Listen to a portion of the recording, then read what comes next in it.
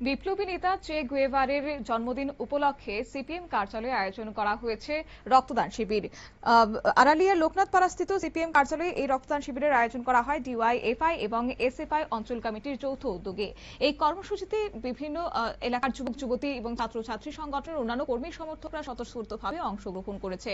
অনুষ্ঠানের সূচনায় বিপ্লবী চে গুয়েভারের প্রতিকৃতিতে পুষ্পার্ঘ্য অর্পণ করে তাঁর আদর্শ এবং সংগ্রামী জীবনকে স্মরণ করা হয়। এরপর রক্তদান শিবিরের আনুষ্ঠানিক উদ্বোধন করা হয়। আয়োজকের বক্তব্য হচ্ছে, সমাজের প্রয়োজনে এবং মানবিক দায়বদ্ধতা থেকেই এই রক্তদান কর্মসূচির আয়োজন। কি বললেন এই প্রসঙ্গে ডিওয়াইএফআই রাজ্য সম্পাদক নবারুদ্দেব, শুনুন। রাজনৈতিক উদ্দেশ্য না, তার থেকে বেশি হচ্ছে আমরা সামাজিক দায়বদ্ধতা থেকে, এবং সামাজিক দায়বদ্ধতা থেকে যদি কেউ রাজনীতি না করে তাহলে সেই রাজনীতি দুর্বৃত্তের রাজনীতিতে পরিণত হয়। ফলে শাসক দল আমরা দেখছেন যে গোটা রাজ্যে কি চলছে, দুর্বৃত্তায় পড়ে। ফলে আমরা সামাজিক দায়বদ্ধতা থেকে রাজনীতি করি, ফলে সেই রাজনীতি থেকে আমরা মানবিকতার সর্বোচ্চ নিদর্শন হিসাবে রক্তদান শিবির করি।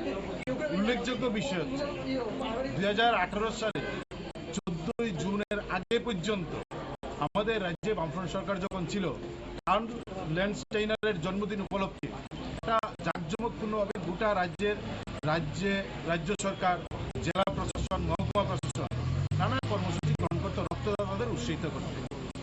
তখন 98% রক্ত স্বেচ্ছায় ব্লাড ব্যাংকে আসতো শিবিরের মধ্য দিয়ে। ক্লাবে, রাজনৈতিক দল, বামপন্থী সংগঠন, বিয়ে অনুষ্ঠান, দুর্গাপূজায়, ঈদ উৎসবে রক্তদান হতো। 98% রক্ত স্বেচ্ছায় আসতো।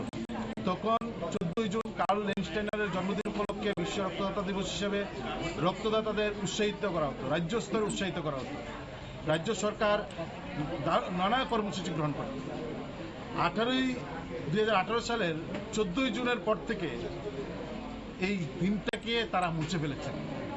কার্ল ল্যান্ডস্টাইনারের জন্মদিনের আর দরকার নেই, কারণ গোটা রাজ্যটা তুল্লাবাজ, মাফিয়া, সমাজদ্রোহী, গুন্ডা তাদের হাতে চলে গেছে। ফলে কার্ল ল্যান্ডস্টাইনারের মতন যারা মানুষকে সুস্থ রাখার জন্য বিজ্ঞানকে এগিয়ে নিয়ে গেছেন, তাদেরকে পিছনেই চলতে হচ্ছে।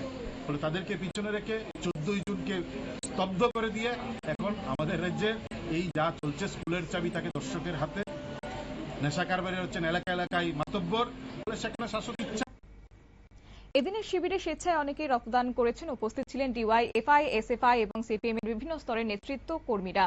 পাশাপাশি চে গুয়েভারের জন্মদিনকে স্মরণীয় করে তুলতে সমাজসেবামূলক এই উদ্যোগে এদিন ইতিবাচক সাড়া ফেলেছেন বলে মনে করছেন আয়োজকরা। নিয়ে নিচ্ছি ছোট্ট একটি বিজ্ঞাপন বিরতির সঙ্গে থাকুন।